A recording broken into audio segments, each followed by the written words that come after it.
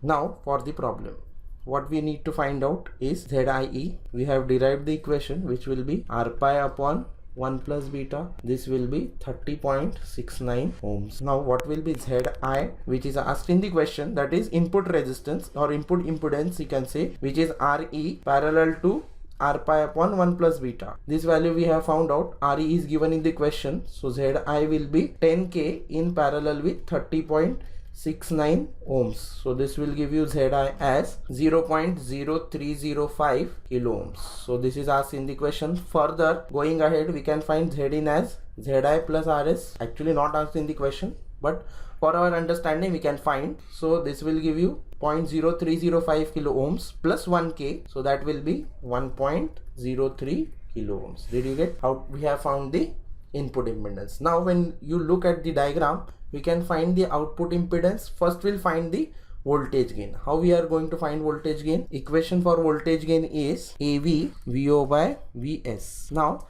we can write VO as minus GM V pi into RC parallel RL. How? When you look at the diagram, I can write VO as these two resistances will come in parallel, multiplied by the current will be my voltage VO. Now the direction is moving outwards. That means actually I have two resistances RC RL. I can find a single resistance which is RC parallel RL, and the current now is flowing outwards and we are applying KVL in this direction. This I have already explained you. So we get minus GM V pi into RC parallel RL. Now if I get V pi in terms of VS, then I can satisfy this. So for that, when you look at the input at this part which I have shown in blue color, I can redraw RE in parallel with R pi plus 1. Since the voltage VI is same across them, I can redraw the circuit as. Now from this circuit I can write the equation for V pi as minus, because it is minus plus, so I need to incorporate this RE parallel to R pi upon 1 plus beta into VS, because I want to find voltage across this, upon RE parallel to R pi upon 1 plus beta plus RS. Now when I substitute this V pi over here, I will get VO equals to minus GM,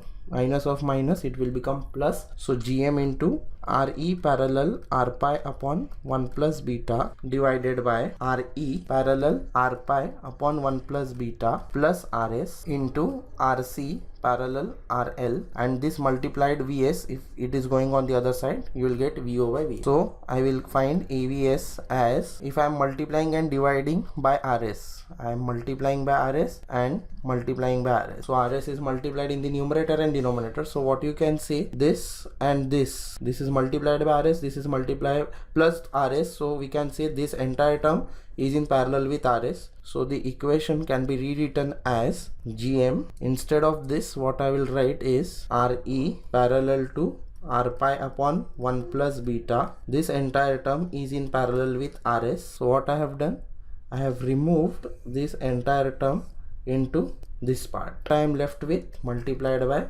RC parallel RL divided by RS. So this is AVS. You know all these values. When you substitute, you will get voltage gain as 0.8769.